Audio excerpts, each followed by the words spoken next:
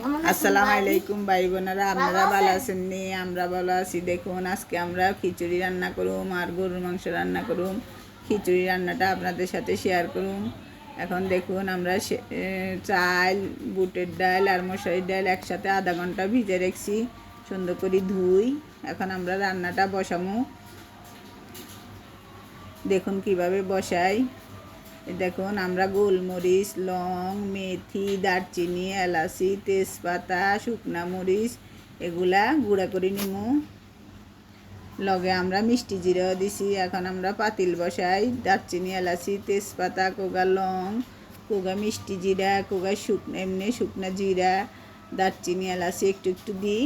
আমরা এখন ফোড়ন দিছি। দিয়ে এখন আমরা পেঁয়াজ দিয়ে দিমু। পেঁয়াজ আর কাঁচামরিচ দিয়ে দিছি। পেঁয়াজ কাঁচামরিচটা একটু লাল হলে আমরা আর বাকি মশলাগুন দিমু। এখন চান আমরা মশলাগুন গরম করে লইছি, হালকা গরম করি, তারপর গুঁড়া করে লইছি।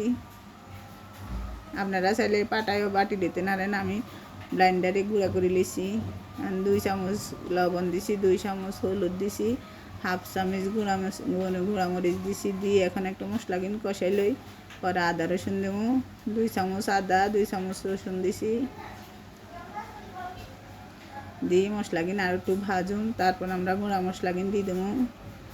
দেখুন আমরা গুঁড়া মশলাগুন দিয়ে দিছি। দিয়ে এবার আর একটু কষাই লবো।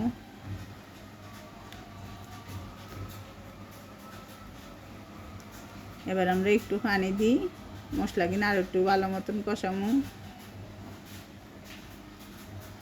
এবার আমরা চাইল আর ডাইলগুলো দিয়ে দিছি। দিয়ে একটু লাড়ি, তারপর আমরা পানি দিয়ে দেবো।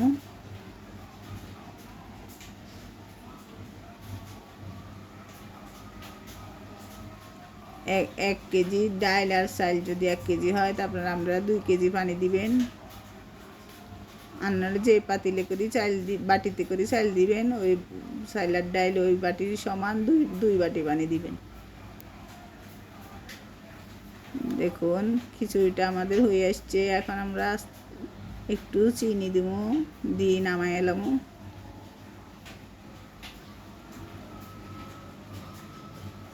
কয়েকটা শুকনা মরিচও দিছি খিচুড়ির সাথে। দেখুন কত সুন্দর দেখার। এই যে একটু চিনি দিয়ে দিছি।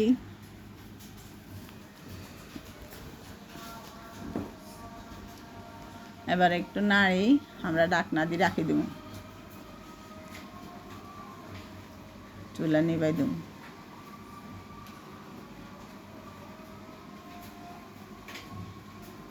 এই চুলায় আমরা গরু মাংস রান্না বসাই দিছি। গরু মাংসটা আজকে দেখাই নাই, আরও 2 দিন আমরা রান্না করি ছাড়ছি। আপনারা চাইলে আমাদের চ্যানেল সাবস্ক্রাইব করলে আপনার কাছে চলে যাব, তখন দেখে নিতে পারবেন। দেখুন গরু মাংসটাও অনেক সুন্দর হয়েছে কালার। এখন আমরা খাবো।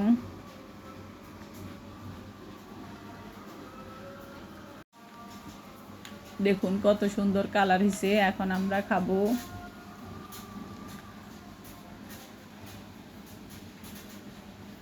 খুব মজা হয়েছে। আপনারা এইভাবে রান্না করে খাইয়েন, অনেক অনেক মজা হয়েছে। আপনারা চাইলে এই খিচুড়ির সাথে শুটকি ভর্তাও খেতে পারেন। শুটকি ভর্তা অনেক মজা হয়। আমার সময় নাই দেখে আজকে করতে পারি নাই, আরেকদিন দেখাবো।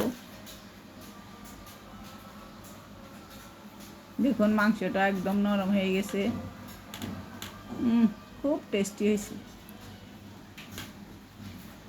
আপনারা আমাদের এই চ্যানেলটা একটু সাবস্ক্রাইব করে দিয়েন, দয়া করি লাইক করে দিয়েন, শেয়ার করে দিয়েন। আর ভালো লাগলে রান্নাটা করে যদি ভালো হয় তাইলে আমাদেরকে কমেন্ট করে জানাইন। আজ এ পর্যন্ত। আল্লাহ হাফিজ।